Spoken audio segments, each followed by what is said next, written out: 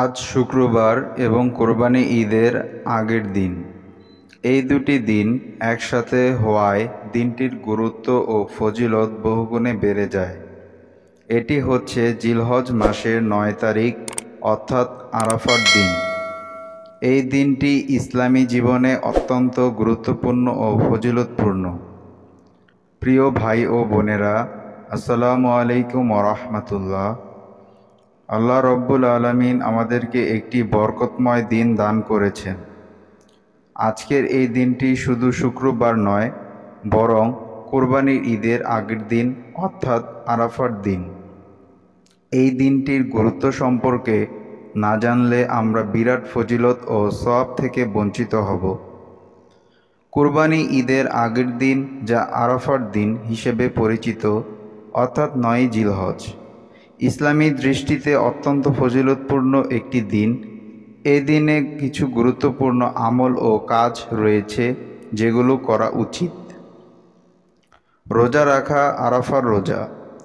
যারা হজে নেই তাদের জন্য আরাফার দিনে রোজা রাখা অত্যন্ত ফজিলতপূর্ণ। রাসূলুল্লাহ সাল্লাল্লাহু আলাইহি ওয়াসাল্লাম বলেছেন, আরাফার রোজা বিগত ১ বছর এবং আগত ১ বছরের গুনাহ মাফ করিয়ে দেয়।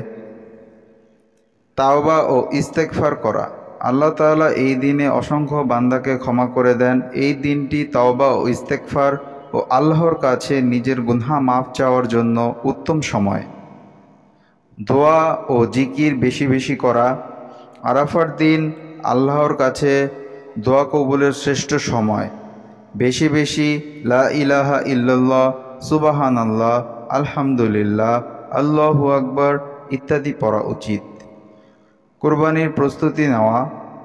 পশু ক্রয় করা হয়ে থাকলে তার দেখাশোনা করা, কোরবানির স্থান, ছুরি ধার করা, পরিষ্কার পরিচ্ছন্ন নিশ্চিত করা।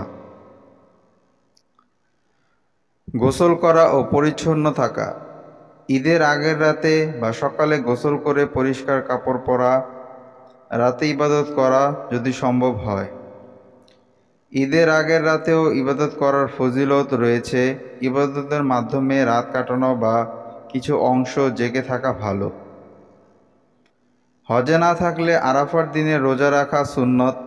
আর হজরত মুহাম্মদ সাল্লাল্লাহু আলাইহি ওয়াসাল্লাম হজের সময় নিজে নিজে রোজা রাখেননি, কারণ তিনি হজ করেছিলেন।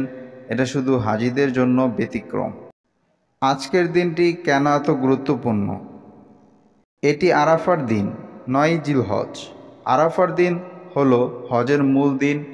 হযরত রাসূলুল্লাহ সাল্লাল্লাহু আলাইহি ওয়াসাল্লাম বলেছেন, অর্থাৎ হজ মানেই হচ্ছে আরাফা।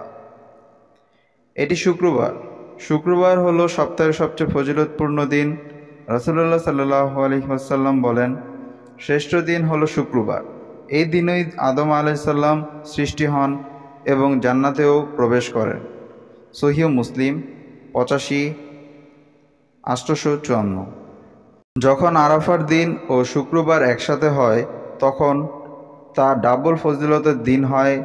একে ইয়মে ইজুল আকবার বলা হয়, অর্থাৎ বড় হজের দিন। আজকের দিনের আমলসমূহ। রোজা রাখা। যারা হজে নেই তাদের জন্য আজকের দিন রোজা রাখা অত্যন্ত ফজিলতপূর্ণ। রাসূলুল্লাহ সাল্লাল্লাহু আলাইহি ওয়াসাল্লাম বলেন, আরাফার দিনের রোজা আগের ১ বছর ও পরের ১ বছরের গুনাহ মাফ করে দেয়। মহান আল্লাহ আমাদের জীবনের ২ বছরের গুনাহ মাফ করে দেন এই একটি রোজার বিনিময়ে। তাকবীরে তাশরিফ শুরু। আজ ফজরের নামাজ থেকে শুরু হয় তাকবীরে তাশরিফ। তা বলা ওয়াজিব।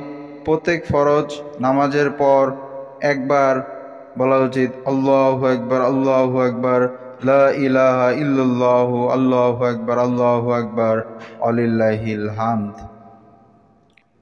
দোয়া করা।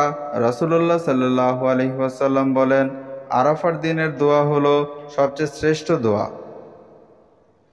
আজকের দিনে দোয়া করলে তা অধিক কবুল হওয়ার সম্ভাবনা থাকে। ইস্তেগফার ও তাওবা। এই দিনটি গুনাহ মাফের সুবর্ণ সুযোগ। বেশি বেশি করে বলুন, কুরআন তিলাওয়াত, জিকির, সাদকা। আজকের দিনে নফল ইবাদত বেশি বেশি করুন। কুরআন পড়ুন, দুরূদ শরীফ পড়ুন, গরিবদের সাহায্য করুন। নারীদের জন্য বিশেষ আমল, মহিলা ভাই ও বোনদের উচিত এই দিনটিকে ইবাদতে ব্যয় করা। গৃহস্থালির কাজের পাশাপাশি নফল নামাজ, কোরআন তিলাওয়াত ও দোয়ার মাধ্যমে দিন কাটানো। হজরত রাসূলুল্লাহ সাল্লাল্লাহু আলাইহি ওয়াসাল্লামের শিক্ষা অনুযায়ী তিনি বলেছেন, এই দিনে আল্লাহ সবচেয়ে বেশি বান্দাদের জাহান্নাম থেকে মুক্তি দেন। প্রিয় মুসল্লিগণ, আজকের দিনটি হলো ক্ষমার দিন, দোয়ার দিন, তাকওয়ার দিন। যারা হজে যাননি তারাও যেন এই দিনকে হজের মতো গুরুত্ব দেন। রোজা রাখুন, তাকবীর বলুন, দোয়া করুন, ক্ষমা চান। পরবর্তী দিন কোরবানির ঈদ, সেই দিনের জন্য নিজেকে পরিপূর্ণভাবে প্রস্তুত করুন। দোয়া, হে আল্লাহ, আমাদের সকলের গুনাহ মাফ করে দিন। এই বরকতময় দিনে আপনি আমাদের সকলকে জান্নাতের উপযুক্ত বানিয়ে দিন। আমিন।